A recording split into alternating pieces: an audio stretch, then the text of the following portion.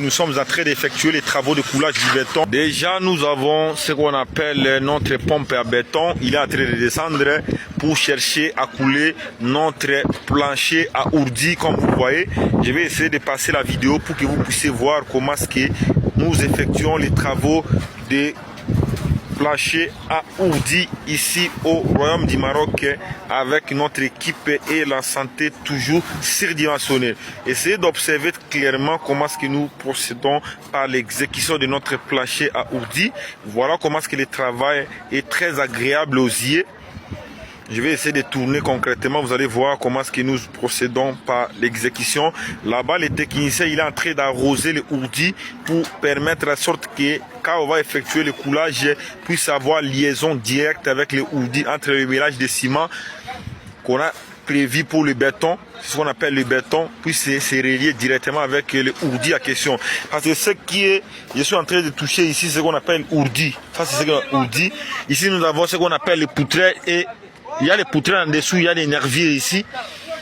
Voilà. Essayez d'observer ce que nous sommes en train de faire. C'est notre plancher à ourdi. Et justement ici, je vais vous expliquer justement ici. Si vous regardez justement ici, vous allez voir les ferrages. Vous allez voir, il y a les poteaux, il y a les poutres. Je vais essayer de faire une autre vidéo explicative sur ça. Et je vais vous montrer l'intégralité de ce qu'on a prévu pour cette partie-là. Essayez de voir comment est-ce que nous procédons à notre exécution de plancher à ourdi.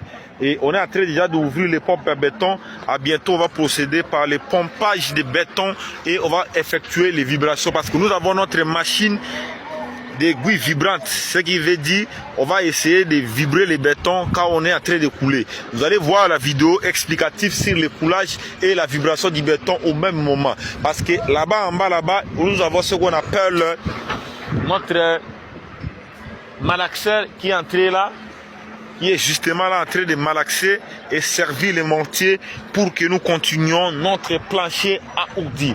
C'est ça les génies civils. Les génies civils, c'est un domaine qui présente de grandes opportunités, comme je vous ai toujours expliqué. Et vous allez aujourd'hui voir comment est-ce que nous procédons à l'étape de l'exécution de coulage plancher à ourdi.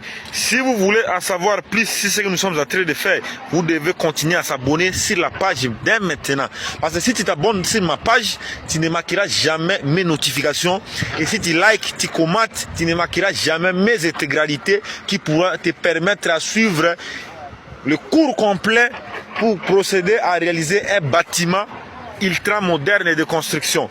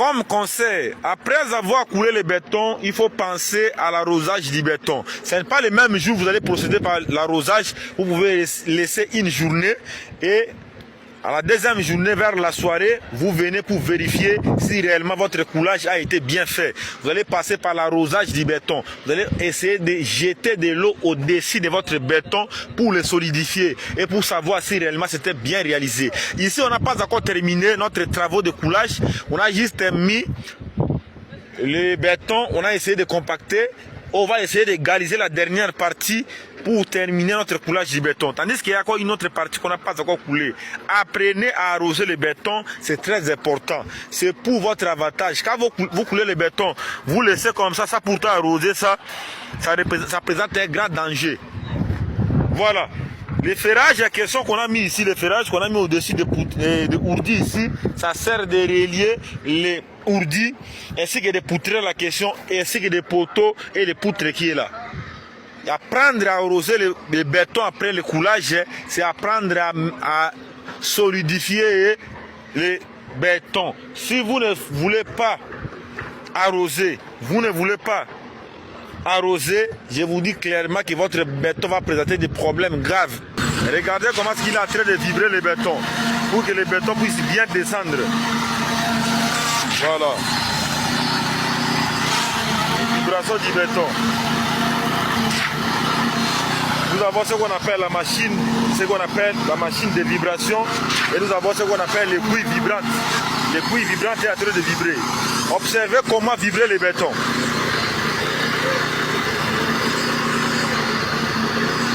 Comment vibrer les bétons.